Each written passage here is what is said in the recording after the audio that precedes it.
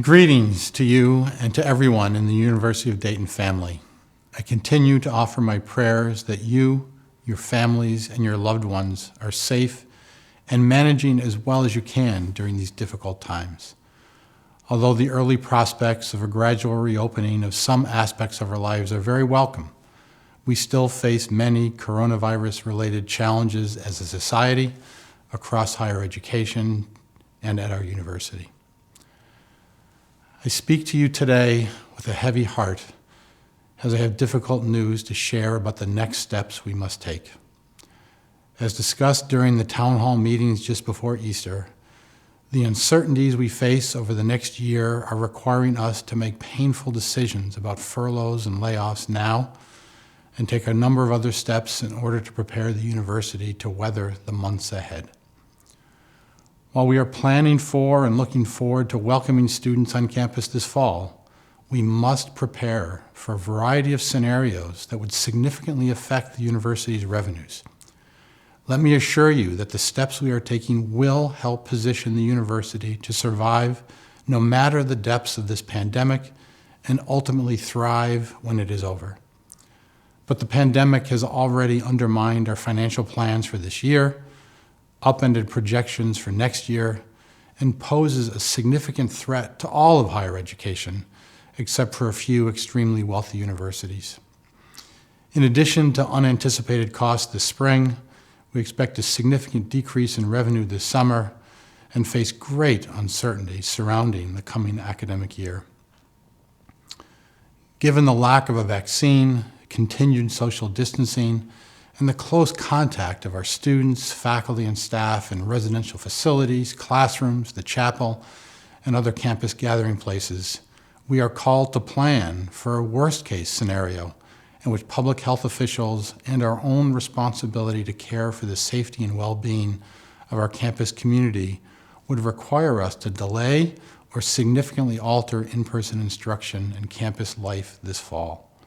This is a very real possibility, and would mean fall semester revenue from tuition, room, and board could be delayed for several months and would certainly be drastically diminished. In addition, many of our families have already been impacted financially by the pandemic, and our financial aid expenses will surely be higher no matter when or how students return to campus. As a matter of prudent financial management, we must do everything we can to preserve the university's available cash, which makes it necessary to reduce the university's payroll during these quieter summer months. To achieve that reduction, supervisors at the university this week notified 446 people that they'll be furloughed and 60 that their positions are being eliminated. This is approximately 18% of our total full-time workforce and 23% of our full-time staff. In addition, there'll be no merit increases for pay for the coming academic year for both faculty and staff, and the university will pause all university matching contributions to employee retirement accounts until October 1st. Along with actions we have previously announced, these steps are prudent and necessary to preserve the university's funds through the summer and prepare us for the next academic year, no matter what it may bring. I recognize that many other colleges and universities have not yet announced equivalent measures.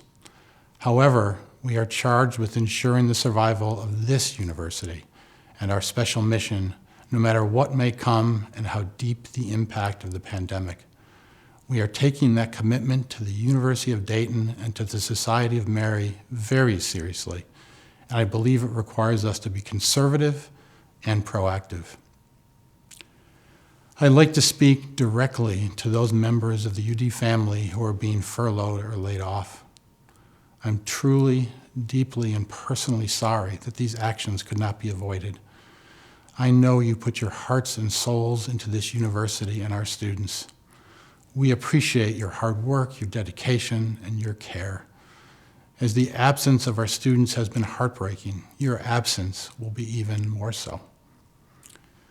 These decisions were difficult because each and every one of you is important to me and to the university as a whole. In making the decisions, I needed to consider the expected summer workload with virtually no students on campus and nearly all events canceled, and the need to preserve resources for the fall and beyond. Again, I express my deep regret that these actions are necessary.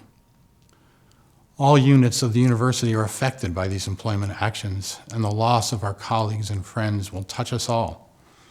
I want to assure you that each affected employee has received information on filing for unemployment and CARES Act benefits, continuation of healthcare coverage, and other items. Human Resources and other offices will continue to offer support to our friends and colleagues. While we hope to bring back furloughed employees as soon as possible, much depends on how the pandemic affects when the fall semester begins, how robust fall enrollment will be, both in terms of a first-year class and returning students, and what financial aid is ultimately needed by our students. We have been asked whether we can use our endowment or our reserves to tide us over this period. A substantial portion of the endowment is restricted to specific uses such as scholarships and faculty support and simply cannot be used for more general purposes.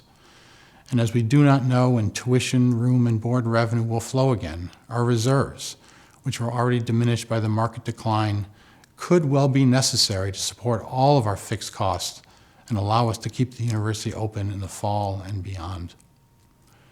As the fall picture becomes clearer, we will continue to communicate and be as transparent as possible, including a virtual town hall meeting that will be set for next week to discuss university finances and why these decisions had to be made and to answer your questions. I hope and pray to see the day soon when our entire UD family can come together again. Our Marianist founders were inspired by Mary when the French Revolution turned the world upside down, and they walked in faith, believing in a new day and a new life. May Mary be with all of us on our uncharted path, helping us build on the solidarity we have experienced these past weeks and finding ways to contribute to the common good as we continue our journey of faith.